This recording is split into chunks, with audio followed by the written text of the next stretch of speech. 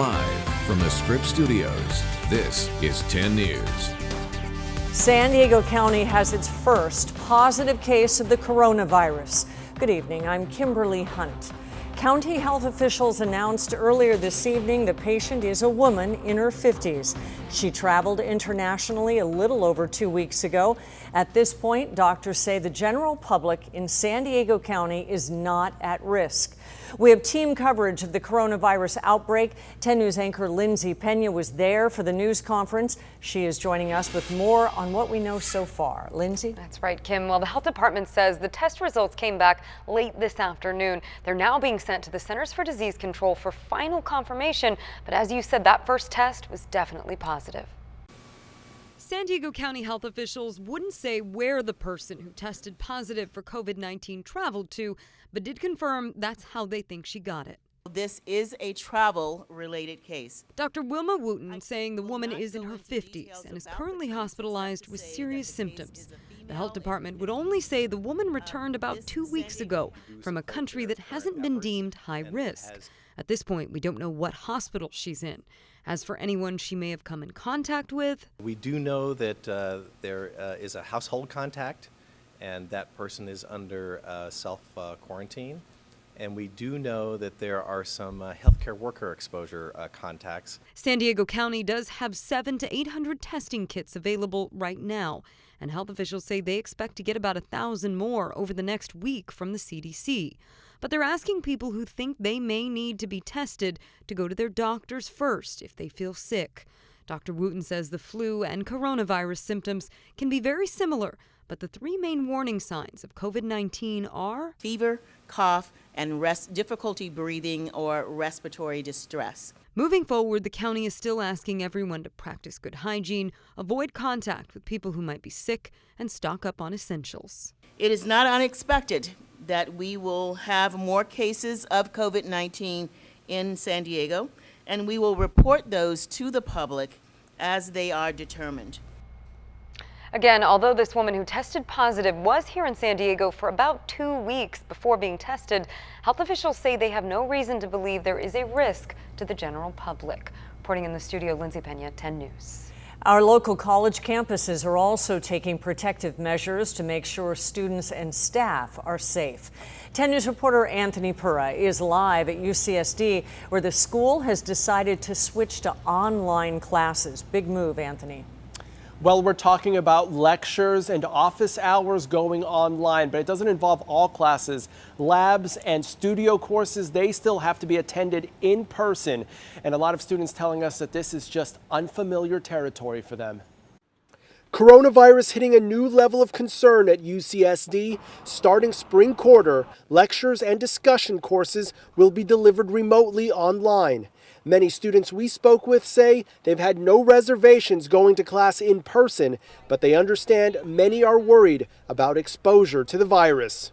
I think it's nice to be able to take courses from home if we need to, and I know a lot of people are very concerned right now. Courses will be offered through online teaching and learning tools like Zoom.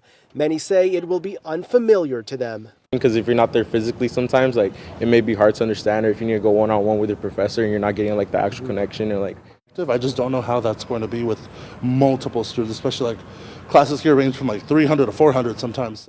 In addition, UCSD sporting events are expected to continue, though the university says they're going fanless, asking spectators to stay away. Sporting events without any fans, it might make it very challenging to actually want to bring more people together and actually enjoy that moment with each other.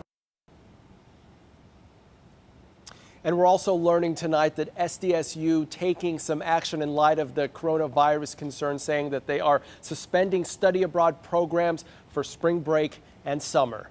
We're reporting live tonight. Anthony Pura, 10 News. Thank you, Anthony. Coronavirus panic led to an immediate drop in the stocks this morning, forcing a 15-minute halt on trading. That coincided with an escalating price war over oil between Russia and Saudi Arabia. The silver lining, this could mean lower prices at the gas pump, but economists say saving on your next fill-up likely won't make up for the negative returns on investments. In the short run, markets will always go down faster. So it's very hard to offset that loss in your 401k by a 20-cent drop in gasoline at the pump. but it is somewhat of an economic benefit. The Dow closed about 2,000 points today, down the biggest drop since 2008's financial crisis. Financial advisors say the best strategy would be to wait out the market's current volatility.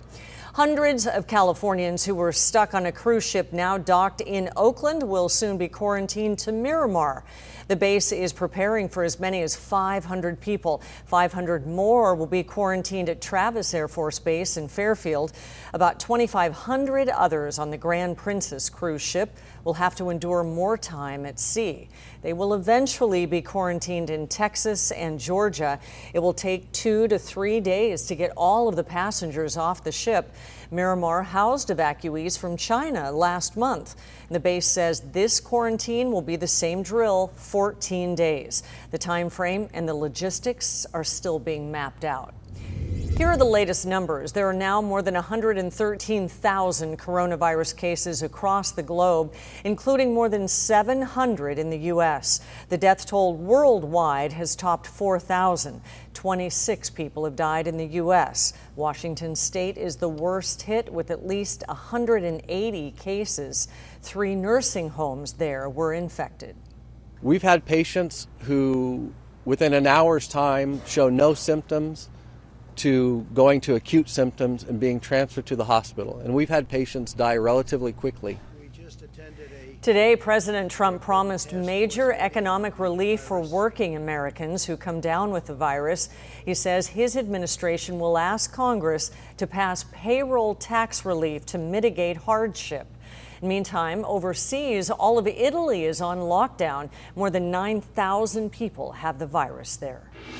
Rain is already starting to fall across the county. Our 10 News breaking news tracker is driving around tonight where the roads are wet and the rain is coming down. 10 News meteorologist Angelica Campos is tracking the storm. Hi, Angelica. Hi, Kim. It's not going to feel like San Diego the entire week, but especially tomorrow and even tonight on the roadways. Please be cautious. Take your time. Expect planning on the roadways and flash flooding to continue into tomorrow. We have already seen periods of heavy rain, especially from Ramona, Mount Laguna, and then traveling east into Borrego Springs. Here at 10 News, just outside of our studios, we could actually hear some of that heavy rain as it was tracking right over the area, but it is moving and it is actually tracking east.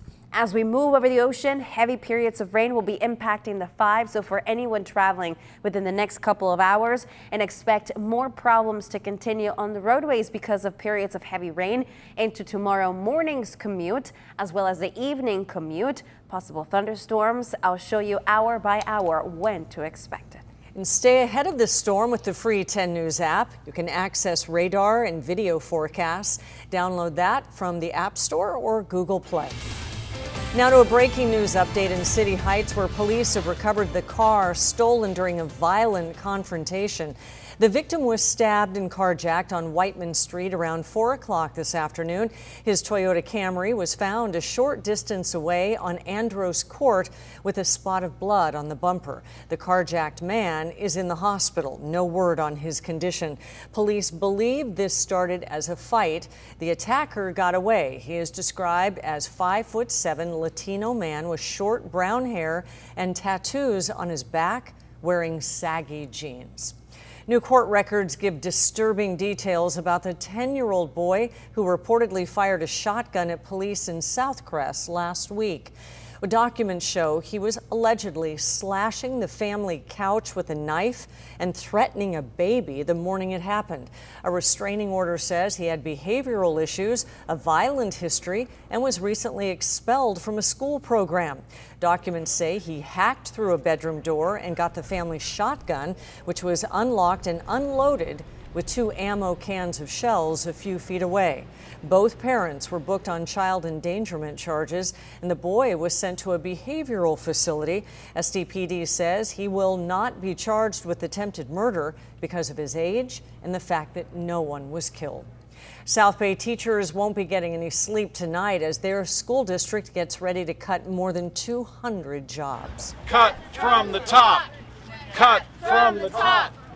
Today, teachers and parents marched to show their frustration with the Sweetwater Union High School District. 2 weeks ago, the district decided to cut over 200 teacher and librarian positions. Well, families say the move could close down several learning centers that serve the students at risk of not graduating. They're upset, maybe a little angry. They want to make sure that, students are safe, students have services, that their teachers are there. The district will be handing out pink slips tomorrow. Your voice, your vote. Former Vice President Joe Biden looks to cement his winning streak with a victory in Michigan tomorrow. But the coronavirus is now making its mark on the campaign trail. Democratic Congresswoman Jackie Speier is calling on all candidates to stop holding large events. Well, we're following the science. Whatever is the best thing to do relative to public safety, that's what we're going to do. We do not go forward without consultation with local public health officials. There are 6 critical primary contests tomorrow, with the biggest prize being Michigan. Senator Bernie Sanders is hoping for repeat there after winning the state back in 2016. Today, Cory Booker endorsed Biden. He's the 10th one-time rival to do so.